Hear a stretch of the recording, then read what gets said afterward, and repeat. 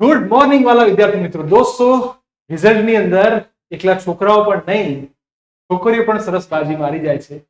આપણી જોડે અત્યારે હાલ સૃષ્ટિ પ્રજાપતિ નામની છોકરી એવી તૈયાર છે કે જેણે ફિઝિક્સ જેવા અઘરા વિષયની અંદર પણ 50 માંથી 47 માર્ક્સ લાવ્યા. એ આપણને સમજાવશે કે ભાઈ છેલ્લા મોમેન્ટની અંદર જ્યારે આપણે તૈયારી કરીએ છીએ તો મોટા ભાગે માર્ક્સ ક્યાં કપાય છે અને માર્ક્સ ના કપાય તે માટે શું ધ્યાન રાખવું જોઈએ. પ્લીઝ વેલકમ સૃષ્ટિ પ્રજાપતિ. યસ બેટા. માય પ્રજાપતિ સૃષ્ટિ.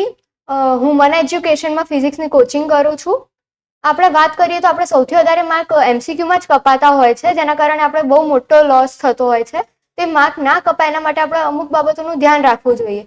જેમ કે આપણે આજે કોચિંગમાં કોઈ થિયરી ભણ્યા તો એ ઘરે જઈને આપણે એ કોચિંગનો જે રેફરન્સ હોય એને એમસીક્યુ સોલ્વ કરવા જોઈએ, અને કોઈ ના આવડે તો આપણે સરને આગલા દિવસે પૂછી શકીએ છીએ અને સર શીખવાડે. એટલે આપણે એમસીક્યુમાં સ્પીડ પણ વધે છે અને દર અઠવાડિયે સર એક્ઝામ લે એમાં એમસીક્યુ સર પૂછે તો એમાં પણ આપણને એમસીક્યુ આવડે છે. ઓકે, બહુ સરસ વસ્તુ કરી કે ભાઈ માર્ક્સ આપણા કપાય છે ને એમસીક્યુમાં જ જાય.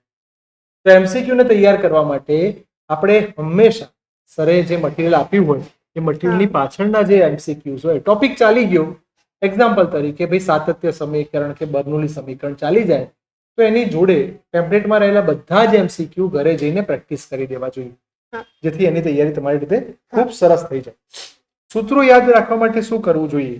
એની એક નોટ્સ બનાવવી જોઈએ કે જેમાં બધા જ સૂત્રો લખેલા હોય, જેથી આપણે એન્ડ ટાઈમ પર આપણે ખાલી સૂત્રો વાંચીએ તો બી આપણને બધું યાદ રહી જાય, જેથી એક્ઝામમાં આપણને કોઈ પણ સૂત્રો ના ભૂલી જઈએ. ઓકે, તો એક સરસ વસ્તુ થઈ કે સૂત્રોની નોટ બનાવી દેવી જોઈએ, જેથી આપણે એક ડાયરી બનાવી દો કે જેમ બધા સૂત્રો તમારી સામે એકવાર ફરી જાય અને એનું રિવિઝન કરી દેવું જોઈએ, એટલે બધા સૂત્રો તમને યાદ જ રહી જાય, ક્યાંય ભૂલવાની સમસ્યા રહે નહીં.